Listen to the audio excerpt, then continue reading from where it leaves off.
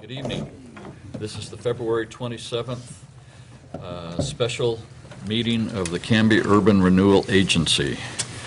The first item on the agenda is the Pledge of Allegiance and a moment of silence. I pledge allegiance to the flag of the United States of America and to the republic for which it stands, one nation, under God, indivisible, with liberty and justice for all. And if you could remain standing for a moment of silence.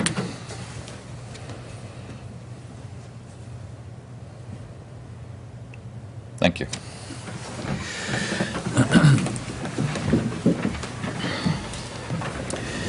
Okay, this is an opportunity that we do at the beginning of all of our urban renewal in-city council meetings, where we give an opportunity for citizen input on non-agenda items and community announcements. So are there anyone wish to give comments on non-agenda items? And I see none, so now we have community announcements, and we have, Sue, you have a couple? I have two that were in our packet. We wanted to let the community know this year our nation commemorates the 150th anniversary of the American Civil War, and we'd like you to join the Canby Public Library now through April to explore this chapter of U.S. history. They're having some special programs for them. The National Traveling Exhibit Civil War 150 is now on display, and you can visit www.canbylibrary.org to find out about all of the activities. This Friday is a First Friday. It's March 1st. It starts at 5 and goes until 8 p.m. And we'd like to encourage people to head downtown to mingle, experience, and taste what Canby has to offer. Good, thank you. Any others? Tim has one. Tim? For those that drive south Canby, you know that Canby Utility has been replacing water mains down the southbound lanes of Ivy, and they'd like everyone to know that beginning next week, on Monday, they'll start putting in the permanent patch, and that's going to make things much, much better. Monday, paving will start on the north of Southwest 8th Avenue, and then after that, they'll start the southbound portion south of 8th Avenue. So try to avoid Ivy next week, because it will be busy with paving. And it'll be all done until the summer, at which point they'll do a full permanent repave of the lane. But then, weather will be warm, school will be out, and it'll be all good. So thank you. Thank you. Before I go any further, I would like to welcome Commissioner Coleman to our dais. This is his first official meeting as an urban renewal member, having been just appointed to the council, I guess, the last meeting. Mm-hmm. Welcome. Thank you. This is tough duty here, this meeting. We meet late, work hard. It's not all going to be like that. No. All right. The next item is consent agenda, the minutes from the February 13th, 2013 Urban Renewal District Agency special meeting. Chairman, I move that we accept the consent agenda, which include the minutes from the February 13th, 2013 URD Agency special meeting. Second. We have a motion by Commissioner Hudson, second by Commissioner Hensley, to approve the minutes of the February 13th, 2013 Urban Renewal Development Agency special meeting. All those in favor, say aye. Aye. Opposed, same sign. Motion passes unanimously. The next item is a public hearing, and I'm supposed to read this as I begin the hearing. Yeah, I just wanted to mention that I know most of you are experienced with the format, but I did this mostly for Commissioner Ryder and Commissioner Coleman because they're fairly new, so everybody's got a yellow sheet. Well, this is... And I find it very helpful as well. Yes, we don't have public hearings that often, really. No, we Not don't. at the agency. So I don't mind training wheels. These are great. Training wheels. So, Bumper guards? So for the purpose of the public and anybody that's sitting here, I'm going to read this brief public hearing format notice. The matter presently before the hearing body requires a public hearing under ORS 279C.335 para 5, allowing an opportunity for interested parties to comment on the draft findings presented to the Urban Renewal Agency at their meeting on February 13th, 2013. The order will be the chair calls for staff report, then the chair opens the public hearing, we call for testimony, and then we close the public hearing, at which time we will then deliberate and make a decision at the commissioner level. So I will open the meeting by asking for the staff report. What I would like to do is just let you know that Frank Bird and Phil Harper are here from our project management firm if you have any questions.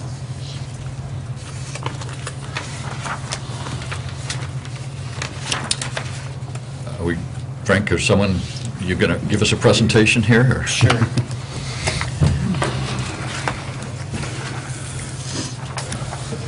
Is this going to be anything like what the city council heard last week? Probably. Let's see. ORS 279C.335, parentheses 2, permits a local contract review board to exempt contracts from the traditional competitive bidding upon approval of findings of fact showing that an alternative contracting process is unlikely to encourage favoritism or diminish competition, and that the process will result in substantial cost savings to the public agency. The Urban Renewal Agency, through its commission, acts as the local contracting board for the agency. ORS 279C.400 through to ORS 279C through .410 describes an request for proposal method of solicitation as an alternative to the traditional competitive bidding pursuant to ORS C.410 parentheses 8. Public agency using a request for proposal method may award a contract to the responsible proposer whose proposal is determined in writing to be the most advantageous to the contracting agency based on the evaluation factors set forth in the request for proposals and, when appropriate, the outcome of a negotiations authorized by the request for proposals. ORS 279.330 defines findings and identifies specific information as provided as a part of the agency's justification. ORS 279C.335 parentheses 5, a public hearing must be held before the findings are adopted, allowing an opportunity for interested parties to comment on the draft findings. We presented the findings to you on February 13th and provided all the reasons for our recommendation to use the CMGC process, method of contracting. It's an alternate method to competitive bidding. The competitive portion, every part of it is still competitive through the selection process all the way through to the solicitation and selection of subcontractors by the general contractor, construction manager. Are there any questions to the method? If I could get you to, for the public that may be listening, but also for some of us that might be kind of new to this, could you give in lay terms kind of the difference between competitive low bid, what that looks like, what the design bid type process would be in the CMGC, and how they are different and why this is so much better for us? Every project is different, and not every project is suited for CMGC. Not every project is suited for design bid build. This particular project is quite suited for CMGC because it has several factors. There's typically 3 factors that need to be looked at to use this method of contracting. Very tight budget, schedule, and technical complexity. We do have a tight budget. We do have a schedule that we wish to meet. And the technical complexity simply of scheduling and sequencing activities and staff members of the city from their present location to the alternative location, temporary location of the police station while a new library is built where we're at, then the relocation of the library into the new library and the renovation of the existing library for the new city offices and the relocation of the from the temporary facility at the police station over to the new renovated library facility as city offices. The design bid build process would be very complicated to try to put this into a single package and try to bid it. I'm not saying it wouldn't be possible, it would be very, very difficult. Another method would be to use the design bid build method and break up the components such as the library separate, the new library totally separate bid, and then a separate bid for the existing library renovated, and then finally trying to deal with the last component, which would be the police station's demolition, and that becoming a, as you can see, what that process would be very, very involved and involve several people. And this particular project and process lends itself to economy of scale and also to single point of contact, which I think is very, very important to the city. The competitive low bid process just won't work in this case because of the complexity of it, the moving, the scheduling. It would be very, very difficult. Right. There would be greater chance of disagreements. Right. Because you have Change separate orders. contractors, you got lines to cross and this sort of stuff, and the possibility of getting into a lawsuit would be much greater. Yeah. Change orders is a big Change problem. orders. There's- The CMGC process is considered a partnering process. The selection of the contractor is competitive in nature as far as you do require each proposer to provide a fee, an overall fee for the project, a fee for their pre-construction services, and a total cost for their general conditions, the cost of the work. And that is the competitive portion of the RFP process. And they are actually scored on this. It is a performance-based RFP also, so it's the pricing isn't the only element that you take into consideration, but it is competitive. And really, when you go through the process of selection, what your primary focus is to select a contractor that is both familiar with the process, but also buys into the process. Their only interest, after they receive their fee, is a successful project. There's no incentive for change orders. It's all within their GMP. You require the contractor to come aboard while you're still in design, so he can assist with selection of materials, have control over the budget, the schedule, to make sure that the design is following where it needs to follow in order to meet those goals. When he goes out for competitive bids of subcontractors, it's a totally open process. We're involved in every facet. If the CMGC is looking to bid any component, his bid is received a minimum of 24 hours before any of the other competitive bids are received. He's required to advertise that he is planning on bidding any particular component of the project. All of his estimates are available as public documents so that the other bidders can look at what his estimates are. So it's pretty open book. And what we found in our experience is that the contractor does buy in, and his focus is the success of the project. That's the biggest difference. The design, bid, build process, the contractor's main interest and emphasis is on his profit. The selection process for the contractor, any of the contractors that would be responding to the RFP would either have to go through a qualification process prior to submission or during the submission plan. So in other words, we're not going to be talking to use a obtuse example, we're not going to be talking to a asphalt paving contractor that might be bidding on the whole process.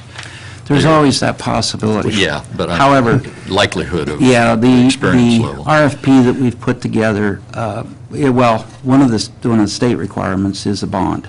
Yeah. They have to be able to bond both the performance and all materials to 100% the cost of the project, and of a value of 7.5 to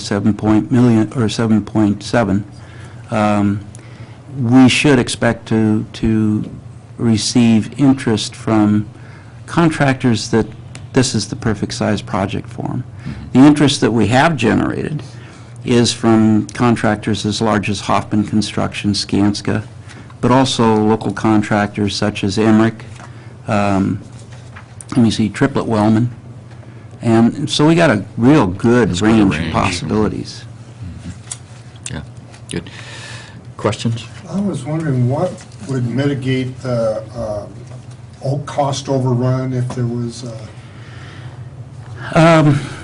What you have is you require the contractor, since he's coming in early, and he is assisting with controlling costs during design, he is to provide us with a guaranteed maximum price prior to going out to bid. It's a part of the due diligence of his pre-construction services. He provides the guaranteed maximum price, he goes out to bid. There's a possibility for cost overruns. I mean, he could read the market wrong, he could not receive a bid, for example, for electrical. Both of these in this particular market condition are really, really unlikely. However, I've seen this sort of thing happen before. And in his position as general contractor project manager, he immediately starts to lay out alternative methods and alternative services to where we can meet our goal and our guaranteed maximum price. Our guaranteed maximum price, or his guaranteed maximum price, is our budget. That's what we're looking for. We're not looking for a horrendous amount of savings without getting what we want. We want the contractor to use the amount of money we have the most efficiently, the most efficient way to get us everything we want. On the police facility, although the entire, and you'll hear about this later, but when we close the project out, but what we were really able to do with that process is get everything we wanted, every component that we had asked for. And that in itself was a great deal of savings, because the way we started out, we were looking at cost overruns. But by the time we finished, we were able to work it out to where we got everything we wanted. The contractor, as he moves into this, he'll be cautious, he will take his time, and he will look, but the true benefit to the project is not necessarily having a large amount of money to turn back if you didn't get what you wanted. The whole focus is to get everything you wanted and have a successful project, and not go over your budget and not go beyond your schedule. Okay, good. More questions? Thanks a lot for your explanation. Sure. I had a question, just you had brought up the police department, that was my one question, because that we use the same process with that, and I was looking for maybe an example of where we were seeing some of that benefit of the CMGC portion come into play versus the design bid build aspect. When we put the project, as we were working through the design, it was discovered that one of the major components, that was the road and the parking area down below, we were unable to support as far as money. That particular project, we had some challenges with the site. As you know, it was an old landfill.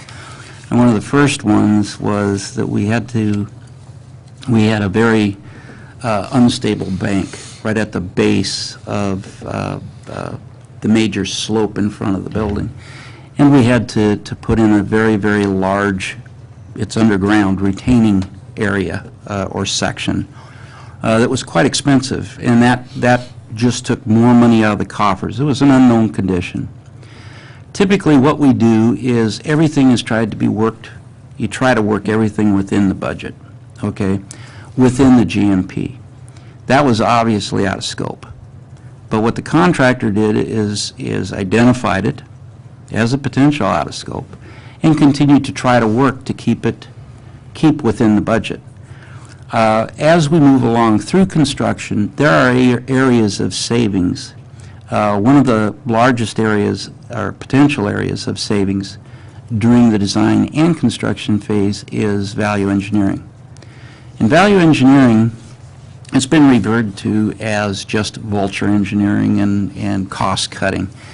True value engineering is where you can find the same product or the same process, the same methodology, and you get the same result